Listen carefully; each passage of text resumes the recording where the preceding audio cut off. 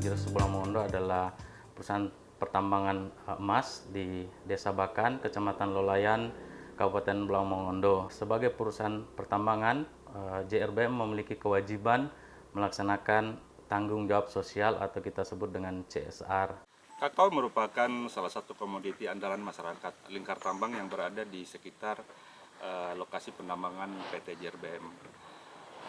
Sebenarnya masyarakat di sekitar tambang sudah menanam coklat ini, tapi dalam varietas lokal. Dan PT JRBM melihat ini peluang untuk memberdayakan masyarakat petani kakao dengan mendatangkan kakao yang varietas MCC 02. Jadi cara petiknya gini, cara harus pakai gunting, tidak bisa pakai peda Pak, supaya cabangnya ini tidak bergoyang. Mendampingi 2 kelompok tani di 2 desa binaan dengan jumlah kurang lebih sekitar 22 orang. Dan ini kami tetap melakukan sosialisasi dan sampai tahun 2021 ini berkembang menjadi 100 petani binaan ditambah dengan 100 lagi petani swadaya di luar kelompok binaan.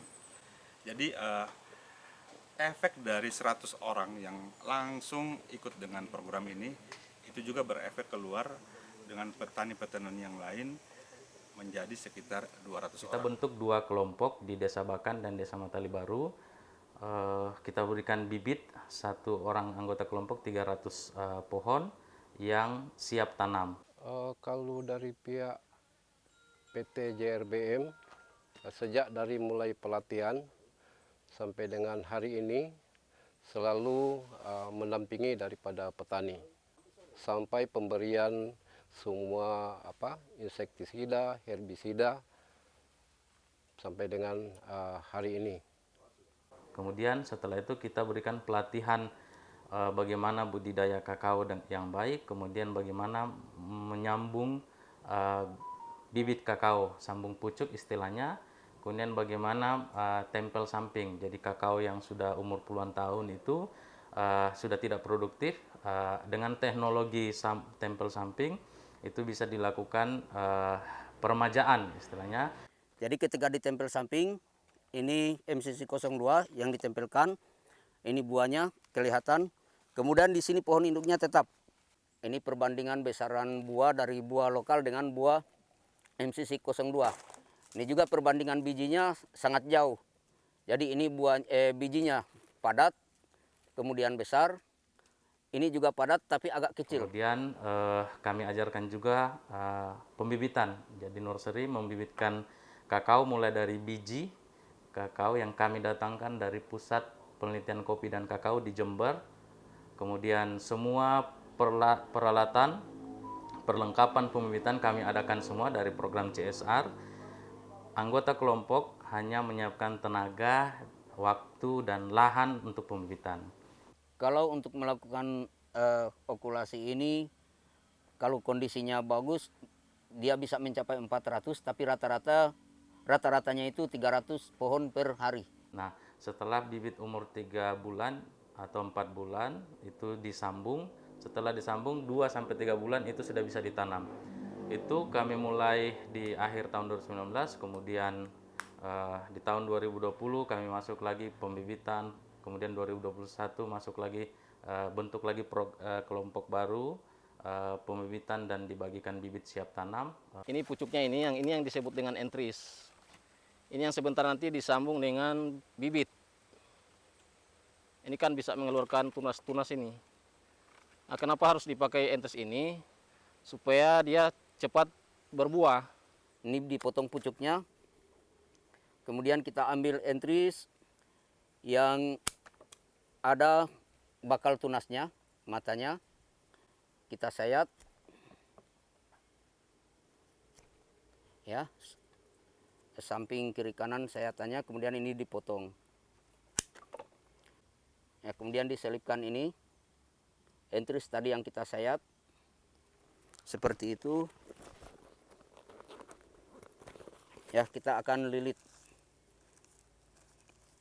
Pelilitan ini untuk merekatkan supaya dia menempel dengan bagus antara entris dengan bibit.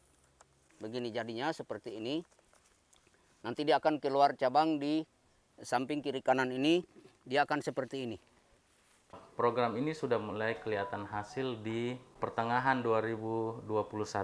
Pada saat umur kakao 15 sampai 18 bulan mulai berbuah, mulai panen ya, belajar berbuah. Masyarakat lain melihat bahwa ini adalah sangat prospek komoditi ini.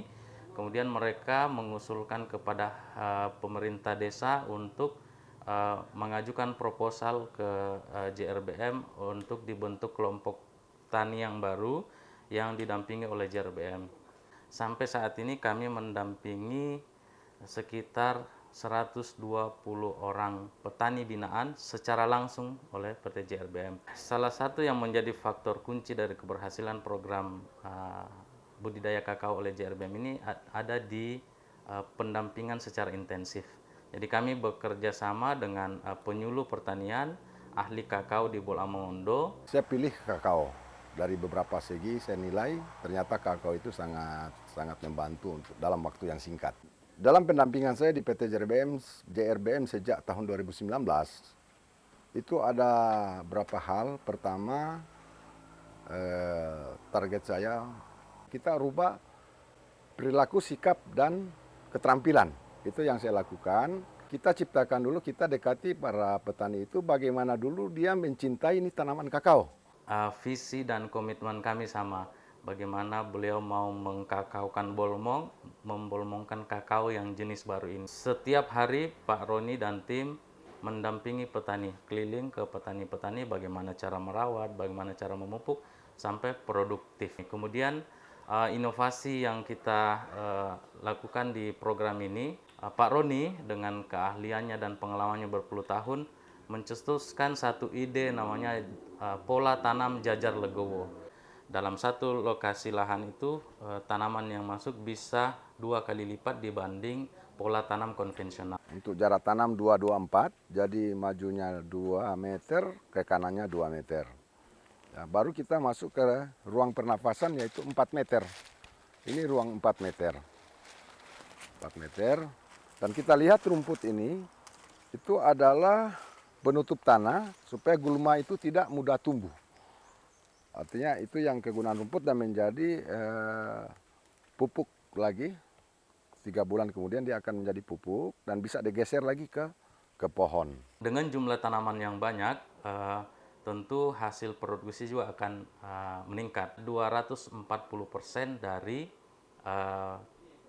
pola tanam konvensional seperti itu. Satu tantangan dari pola tanam jajar legowo ini adalah dengan populasi tanaman yang banyak, tentu membutuhkan unsur hara atau nutrisi tanaman yang lebih banyak pula. Nah, dengan keadaan saat ini yang pupuk anorganik yang cukup mahal dan langka di petani, kami berikan satu solusi lagi dengan bekerja sama dengan ahli pupuk organik baik padat maupun cair, namanya Pak Robin Mamengko.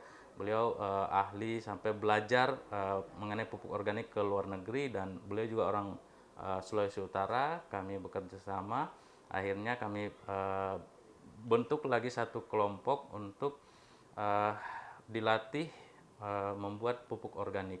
Aplikasinya adalah sebuah metode yang kami dapatkan dari konsep pertanian di Thailand yang organik, juga dikolaborasi dengan pertanian organik dari Korea Selatan. Aplikatifnya menggunakan bahan-bahan organik yang ada di sekitar hamparan. Jadi hamparan ini sebenarnya mengenal nutrisi yang cocok untuk tanaman kakao itu sendiri. Seperti apa? Daun-daunnya, unsur-unsur hara yang ada di tanah, sehingga menumbuh kembangkan mikroba-mikroba lokal yang bisa mendukung pengembangan nutrisi-nutrisi lokal yang ada di tanaman kakao. Di 4 desa tersebut sudah dibuat pelatihan membuat pupuk organik maupun cair maupun padat. Dengan adanya pelatihan pupuk organik ini, maka petani coklat yang sebelumnya memang 100% masih menggunakan pupuk kimia, ini perlahan-perlahan kita alihkan untuk menggunakan pupuk organik yang harganya lebih murah dan kualitasnya kurang lebih tidak kalah dengan pupuk kimia. Supaya kami tidak tergantung dengan pupuk sekarang. Apalagi pupuk sekarang lumayan mahal baru dapatnya itu setengah mati. Walaupun penghasilan kami sudah lumayan, tapi kalau pupuknya tidak ada kan. Kami bersyukur dengan program yang kami jalankan sekitar 3,5 tahun yang lalu sampai saat ini itu sangat banyak diapresiasi terutama oleh petani binaan kami. Kemudian dengan program ini multiplier efeknya sudah sangat banyak. Ada beberapa karyawan PT JRBM maupun kontraktornya setelah melihat hasil budidaya ini dan berhasil, mereka secara mandiri juga menanam kakao. Kalau saya posisi karyawan di JRBM dari 2012 sampai saat ini, kemudian ini sudah memasuki pensiun. Saya melihat tanaman kakao ini cepat memberikan hasil untuk kayak misalnya kebutuhan hari-hari itu bisa ditunjangi dengan penghasilan kakao. Kalau untuk sekarang, luasan lahan ini sekitaran 2 hektar. Target saya menanam 2.000 pohon. Per minggunya itu saya panen, yang kemarin aja sudah 86 kilo dalam 1 bulan. 4.800.000 sekali panen. Baru 20 bulan. Dan ini memang belum berbuah semua. Perhitungan ini sekitaran 600-an yang udah berbuah. Dari 1.500 yang ada yang sekarang yang ditanam duluan ini. Program ini juga sangat diapresiasi oleh pemerintah dengan pemerintah menetapkan Kecamatan Lolayan sebagai sentra produksi kakao dari Kabupaten Bolaang Mongondo. Sampai saat ini karena pendampingan mereka ini sudah kurang lebih 3 tahun, pendampingan JRBM ini sudah mencapai kurang lebih 120 masyarakat kami, 120 masyarakat desa kami yang sudah beralih tanaman ke kakao. Pemerintah pada dasarnya sangat mendukung kegiatan perusahaan, apalagi yang bersentuhan langsung dengan masyarakat. Meningkatkan kesejahteraan ekonomi, terutama harga-harga kakao saat sekarang kan mulai bagus. Dan saya sebagai pemerintah, memang harapan kami semua masyarakat itu punya penghasilan. Kami masih ada 2 step yang akan kami lakukan ke depan. Bagaimana pengelolaan pasca panen agar harga biji kakao di tingkat petani itu bisa meningkat. Di step kelima kita akan bentuk satu wadah namanya Badan Usaha Milik Petani. Ini masih jarang di Indonesia dan di Sulut, Sulawesi Utara belum ada. Lembaga Badan Usaha Milik Petani ini adalah salah satu jalan keluar di mana petani bisa berdaya dari lahan mereka. Kenapa? Karena mereka mengelola sendiri lembaga usaha ini. Ditawarkan kepada CSR JRBM, dan banyak hal yang petani bisa mandiri dari adanya lembaga BUMP ini. Berbentuk holding company. BUMP akan punya usaha, koperasi. BUMP bisa ada yang namanya pemasaran, sehingga tidak dipermainkan oleh rantai pemasaran yang semakin panjang. Dengan program ini, JRBM sebagai perusahaan tambang yang mempunyai batas waktu di sini, izin kami sampai tahun 2034, sekitar 10 tahun lagi. Setelah kami meninggalkan wilayah ini, ada legacy kami atau ada warisan yang bisa kami tinggalkan untuk masyarakat yang mereka bisa mandiri, kemudian bisa mendapat penghasilan yang berkelanjutan. Nah, itulah yang menjadi komitmen kami dan alhamdulillah sudah kelihatan hasilnya. Bahkan dari top manajemen kami dari Jakarta juga minggu lalu sudah hadir bersama kami di sini untuk melakukan seremoni panen perdana. Potensinya dan realitasnya yang terjadi di lapangan. Itulah kenapa saya hari ini ada di sini. Ya. Tapi sejujurnya mereka ini adalah pahlawan-pahlawan yang sebenarnya. Sesuatu yang saya harap akan dikenang dan kiranya semuanya akan dibalas oleh Yang Maha Kuasa. Ya.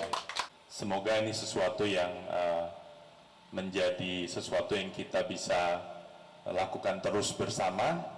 Dengan keberhasilan yang ada saat ini, kami akan mengembangkan program ini ke desa-desa lain, lengkap tambang yang lain yang mempunyai potensi kakao.